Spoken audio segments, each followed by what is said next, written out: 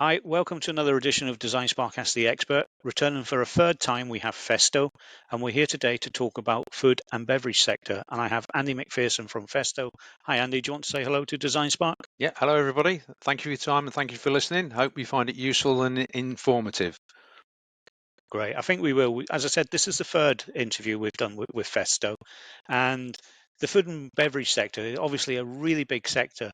So, but when it comes to machine design and components used in production, what's the difference between, say, food and beverage as against other sectors, for example?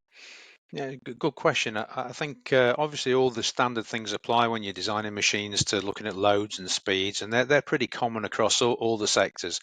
I think the growing trends in the food and packaging sector, we're talking about getting the production and the packaging closer together of machinery means you've got to be considering all the special areas connected with the food and packaging industry or food and beverage industry, and that is things about the environmental conditions you're working in, the temperatures, the kind of uh, hazards really to the food chain that you've got to consider. Whatever you're designing, you want it to be hygienic, you want it to be safe. We as consumers want to eat safe food and consume safe beverages. So it's really important that that aspect is considered in the design. So anything you design has to think about the hygiene and the food safety element. Okay. So just if we focus on maybe a couple more of those specific considerations that you need when designing or using components, for example, Mhm. in automation in the food and beverage sector, because I mean, I think everybody's seen sort of like the kind of the food production videos or documentaries that seem to be on TVs these days, and it really is a high speed, process rich environment. So, what are those kind of specific considerations you need within this sector? You really need to start thinking about the areas that the equipment's going to be working in. So they tend to break it down into three zones. You have a food zone, which is there's a risk there of any components you're using can come into contact with foodstuff. So imagine an open tray of food going down a production line. Anything above that, using any air, for example, to cool things or move things along, you've got to consider all the potential hazards you're introducing into the food there. So they need to be the right design equipment and the right standards, the right levels of filtration, etc. So that tends to be a higher standard where it's at risk of contaminating the food. If you then go to the next zone, which is splash zone, and this is normally where the equipment's not directly involved with the food production, but you can get, for example, filling machines that splash parts of the liquid or food stuff out past the conveyors, but it can also drop on equipment, other control equipment, and that's where bugs can breed and then eventually spread to the food. So you have to consider the design of the equipment for that area as well. Less critical than the food zone, but still important. Then you've got the non-food zone, the dry zone. So once the food's been packed, it's sealed, there's less risk to the consumer, you can go for more standard products. So you really need to think about the zones that your equipment is going to be operating in. Yeah, and just on that as well, then, if you're considering the zones where the equipment is to be used, in terms of the components that are used in the food process, and how do you ensure that the components themselves don't contaminate the food or the beverage that's being produced? You've really got to consider the materials that are used in the components. So the two obvious ones are any greases, any lubricants. They have to be to a food standard, almost an FDA approved standard, if you like. And things like H1 greases that should be in any cylinders that are over a product, for example. That's important because should there be a slight drip of grease into a food product, it's not going to basically hurt the consumer. You try to avoid it at all costs, but it's safe. So that's an important consideration. And the previous point I made about air, the air quality, there are standards for blow down of wet foods and dry foods, Yeah. and you don't want to be introducing again foreign matter into food. That's dangerous there. So they're two areas that you can look at. Then you've also got to think about the cleaning down of the machinery as well. So how is that applied? Is it an acid, an alkali? Is it mechanically applied? Is it left on product for a while? So all these things basically influence your design of the machinery and the equipment that you use. Yeah. It's interesting you were talking air there. So we were talking previously with one of your colleagues about air preparation, and obviously the importance of having that just in, say, like a normal compressed air system is great as well. But I would imagine, with food and beverage, that the air and the preparation of all that has to be really kind of on the next level. Would that be right? Yeah, it is. There are set ISO standards. You might have heard in the industry, if it's a wet food, it's 1.4.1, and the numbers relate to the particle sizes, the water content, and the oil content of your compressed air. Now, a lot of compressed air systems nowadays are quite high standard. After the compressor, they have good filtration, but the air might be transported around old pipework systems. Hmm. So it's important you have the point of use, and that of course that use can be air knives to using compressed air to inflate a bag to put bread into, for example. You should be looking at the right standards. So for wet foods, it's 1.4.1. For dry foods, it's 1.2.1, and they refer, like I say, to the classes residual dust, residual water, and the oil content. Yeah.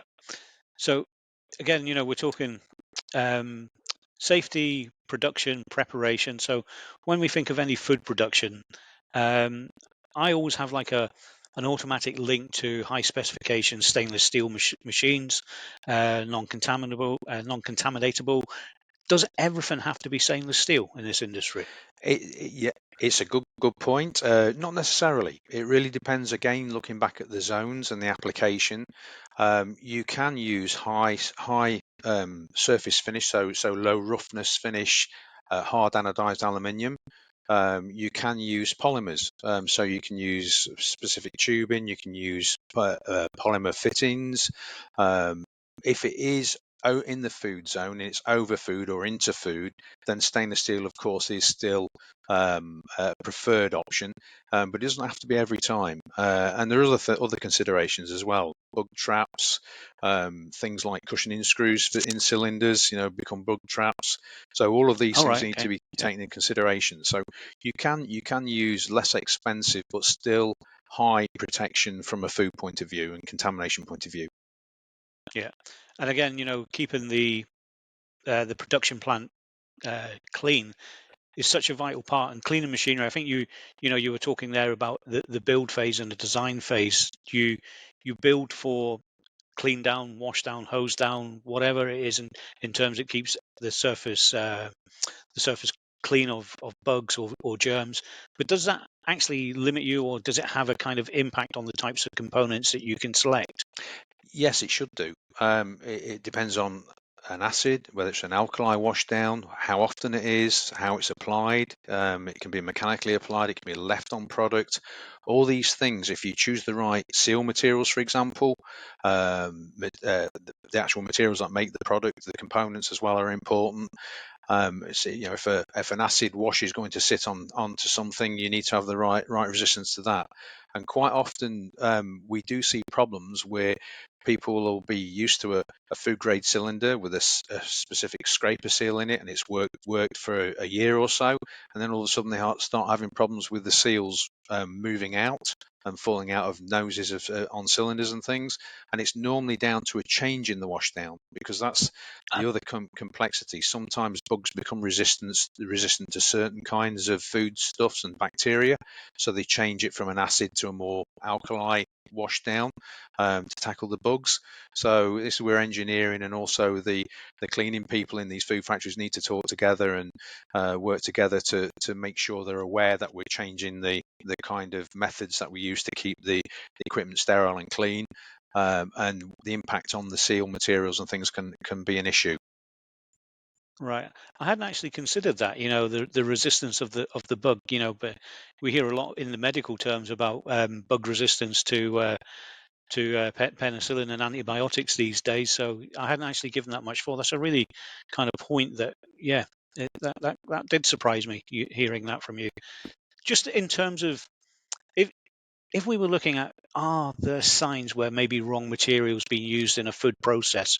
For example, if we're talking food and machinery, Mhm. people may become injured, and one of the things that I always kind of think back on is if you find a blue plaster in your cornflakes, don't eat it because people in the food industry wear blue plasters. Yeah. Um, is there any other signs about the wrong material being used within process machinery, for example? Yeah, there are some common things we've seen over the years. The most couple of most common points are if you look at tubing, a simple thing, but as you said in the other sessions about energy usage with air leakage and things like this, if you use standard nylon tubing in a food factory and you have a certain washdown, a certain chemical, you get this hydrolysis effect, and it opens up the molecules, basically the nylon, and lets the water in, and you see the nylon change color, but it also goes brittle, and it can also break, obviously causing downtime, or it can just crack, and that causes leaks and costs money, and it's blowing air obviously into the atmosphere as well, which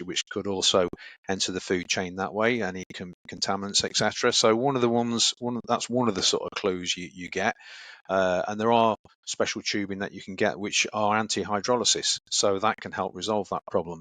I think the second most obvious one is the point I made before about seals, especially in cylinders. The industry uses a lot of push-pull applications where the piston rod might be exposed and exposed to Hmm. washdowns, but also the food. And quite often you can see nose seals which have special scraper rings on.